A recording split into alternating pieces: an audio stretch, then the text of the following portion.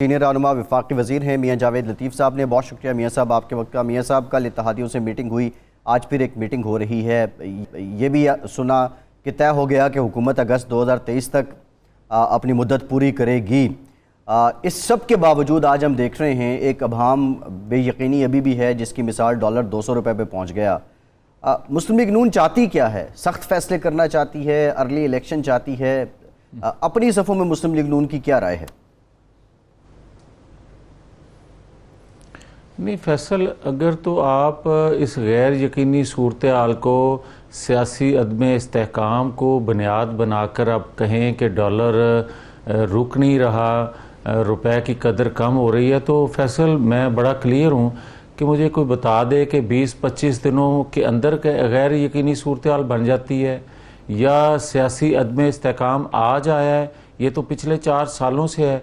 और बगाड़ जो है, जो आज रुपए की कदर कम हो रही है या मुआशी तौर पे जो बदहाली है पाकिस्तान की, ये 25 दिनों की तो नहीं है। हाँ, ये ज़रूर है कि ये एक बोझ जो है या एक मुश्किल फ़ैसला जो है, ये मुस्लिम लीग नून का नहीं है और ये मुस्लिम लीग नून की हुकूमत भी नहीं है। ये फ़ैसला दरअसल पाकिस्तान के उस मफाद में किया गया है जो आज इमरान खान मुख्तलिफ जलसों में खड़े होकर कहते हैं कि पाकिस्तान को श्रीलंका बनाया जा रहा है। श्रीलंका 20-25 दिनों से श्रीलंका से मुशाबत देना वो मुनासिब नहीं है। 4 सालों में जो कुछ हुआ उसके नतायज आज कौम भुगत रही है। मगर हमने ये मुश्किल फ़ैसला और ये ख़ास तौर पर सियासी तौर पर गैर मकबूल फ़ैसला जो हमने लिया, वो इसलिए लिया कि अगर ये हम फैसला ना लेते तो खुदा ना खास्ता ये न्यूक्लियर पावर पाकिस्तान जो है ये इंतहाई मुश्किल से दो चार हो जाता। मैं वो अल्फाज भी नहीं कहना चाहता जो अगले दिनों में हमें देखने को मिल रहे थे।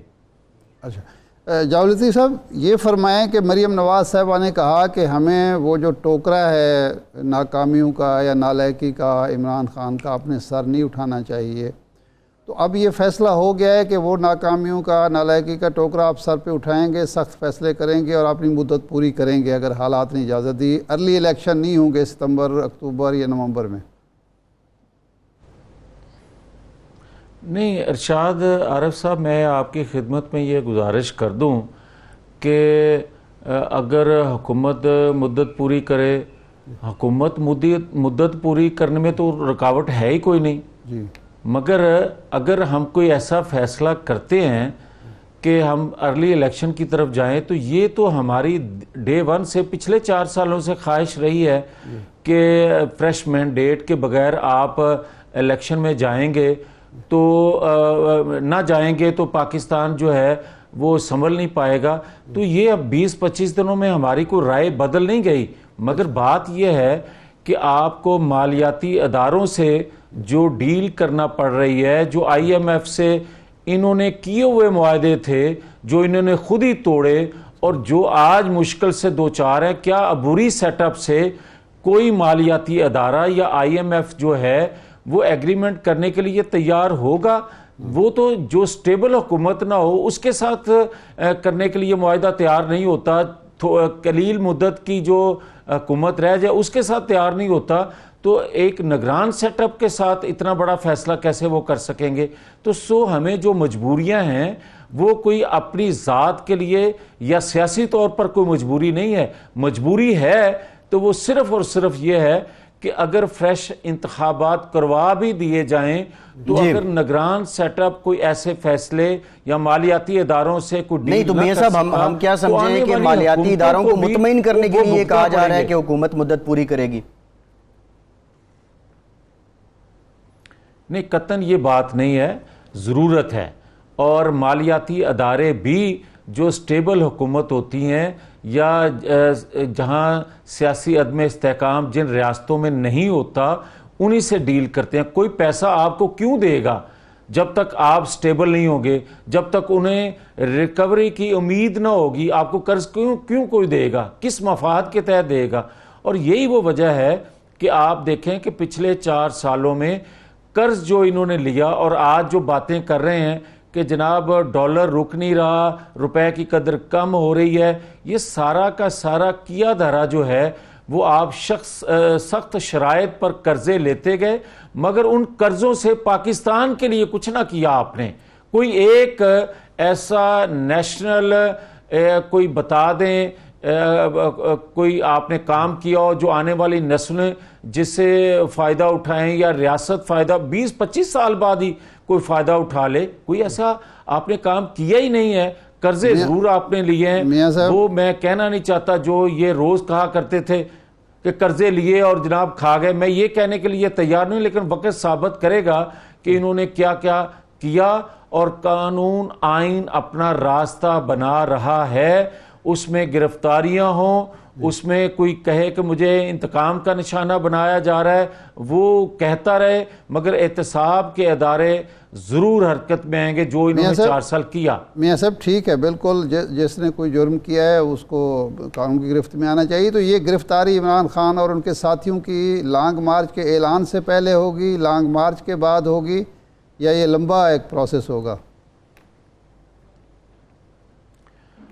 देखें अरशाद आरिफ साहब, अगर तो मैं शेख रशीद जैसा कोई बयान दूं कि और जो कुछ होता रहा है हमारे साथ 4 सालों में, कोई जलसा जुलूस होता था तो उससे पहले गिरफ्तारियां शुरू हो जाती थी। ये कितने दिनों से बाहर निकले हुए हैं, कोई गिरफ्तारी हुई है, कोई रुकावट आई है?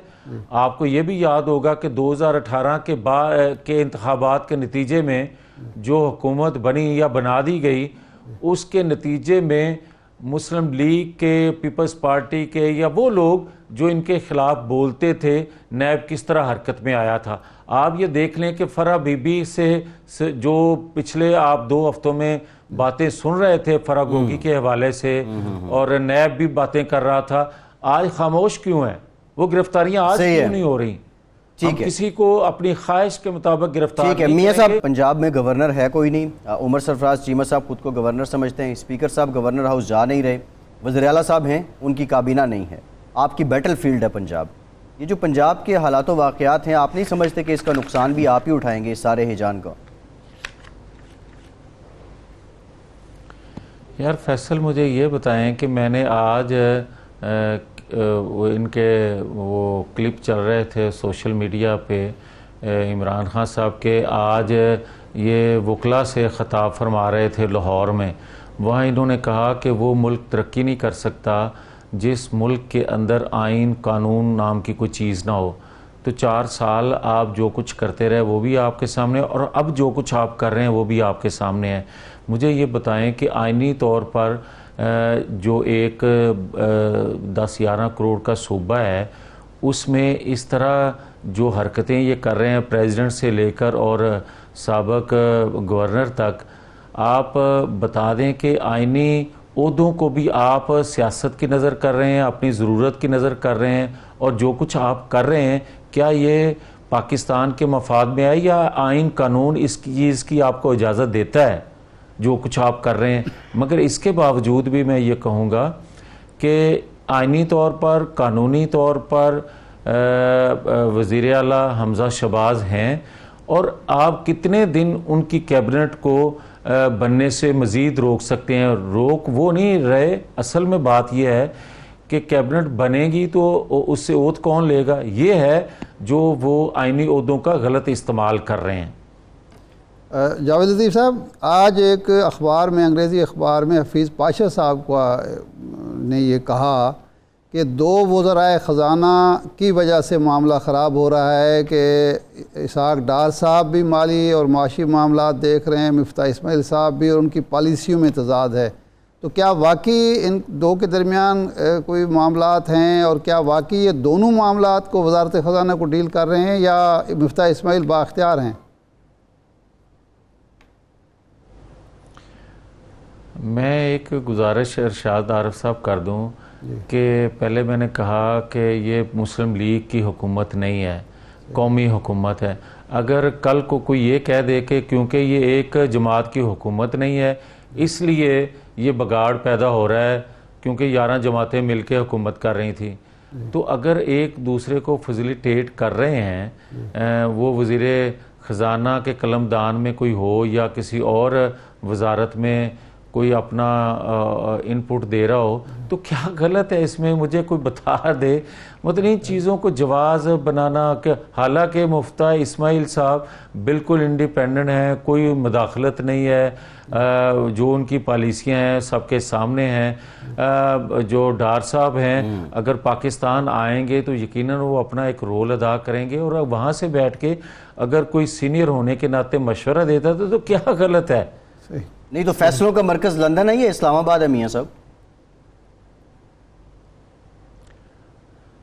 फैसलों का मरकज तो इस्लामाबाद ही है।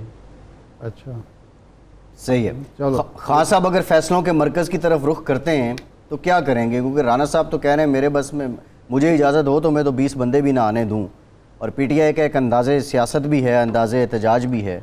करेंगे क्या? आने देंगे? मुस्लिम लीग नून इस पर राय क्या रखती है? आएंगे, जलसा करेंगे, जुलूस करेंगे या रोकेंगे? नहीं फैसल, मैं एक बात बता दूं कि अगर तो जलसे जुलूस जैसा वो आजकल भी कर रहे हैं इस तरह जलसे जुलूस करते रहें तो किसी को कोई प्रॉब्लम नहीं है, वो इस्लामाबाद आके कर लें।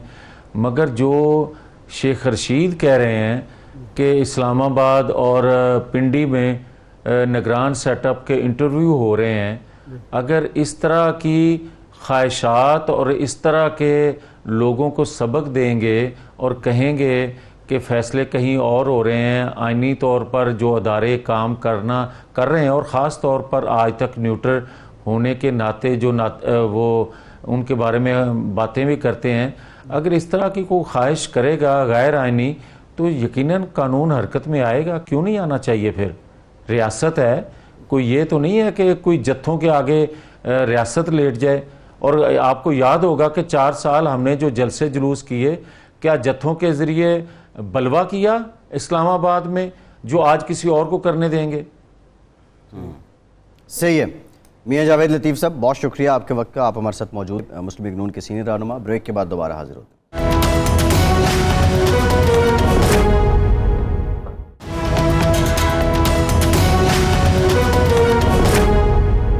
ब्रेक के बाद एक बार फिर से आपको खुशामदीद कहेंगे। इरशाद साहब, पंजाब में बड़ी इंटरेस्टिंग सूरत हाल है। मियाँ साहब से भी हम ये जानने की कोशिश कर रहे थे, लेकिन गवर्नर साहब नहीं है और वो ख़ुद को गवर्नर समझते हैं। स्पीकर साहब गवर्नर हाउस में जाना नहीं चाहते, और वज़ीर आला साहब हैं, काबीना नहीं है, और अवाम के जो मामलात हैं वो आपके सामने ही हैं।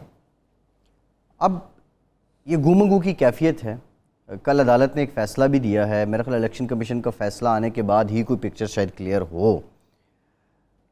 ये पंजाब में हालात किस तरफ जा रहे हैं? कहीं ऐसा तो नहीं है पूरा मुल्क रह जाए और पंजाब में सिर्फ अगली इलेक्शन हो जाए?